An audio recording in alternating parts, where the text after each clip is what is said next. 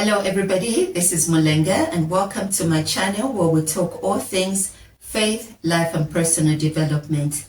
Today I'm talking to people who are feeling discouraged.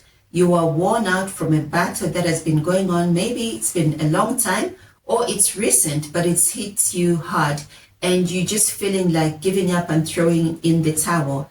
And sometimes it's not even that we feel like giving up on ourselves.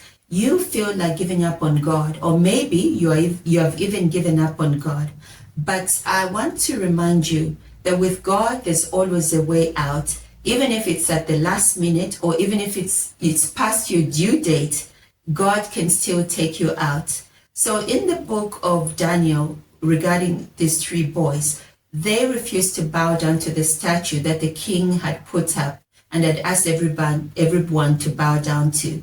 And as a result, they were thrown into a fiery furnace, which had been heated up even 7 times than normal. Now, being thrown into a fire any day is not a great thing. But once it's been heated up 7 times, you know that, you know what, it looks impossible that you come out alive. But these 3 boys did come out alive. Before they went in, they told the king, "We are not going to bow down, and our God is going to save us. But even if he doesn't save us, we're still not going to bow down," meaning we're not going to bow down to the pressure. We're going to trust God with the outcome. A lot of times we trust God, but we have a method that we feel that God is going to save us through. We have a time that we feel he should save us. So for these Hebrew boys, maybe as they were walking, they thought maybe an earthquake is going to, come up and save us. Or while the fire was so hot, there's just going to come this thunderstorm. I'm just obviously theorizing, what could have been going on in their minds. But in the end, they were actually thrown into the fire. So they weren't delivered before the fire. They were delivered in the fire, because one moment they were thrown in bound, and the next moment the king is looking and he says, "Wait a minute, did we not throw 3 guys in who were bound?" And the guys around him said, "Yes, we did." He said, "How come I see 4 people walking around freely, and one of them looks like the Son of God?" So God didn't save them before being thrown into the fire. He saved them in the fire. And so sometimes that's what happens. Now, we wish we wouldn't have to be thrown into the fire. We wish we wouldn't have to be thrown into the lion's den, like God could stop us before it happens. But sometimes that's what he does. And I don't know if this is, God's modus operandi, but he likes coming in at the 11th hour. And, and that's what happened in this case. And I must say, it wasn't even the 11th hour. It was the 12th hour. They were in it. So the king called out and he said, "Shadrach, Meshach, and Abednego, come out." And you know what he said? And I'm using my paraphrase. "I've never seen a God like your God." And he said, "Praise be to God of Shadrach, Meshach, and Abednego, because they trusted him." The key word here was they trusted him.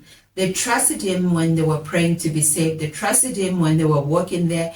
They obviously trusted him when they got into the fire. And God came through for them.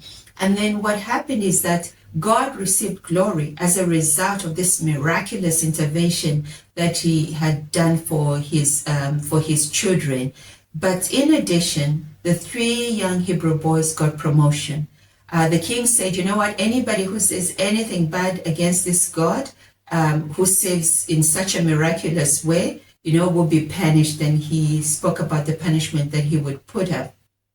But then Shadrach, Meshach, and Abednego were also promoted in Babylon. So this trial that you're going through hasn't come to demote you, hasn't come to take you out. And it's not going to take you out if you continue to trust God.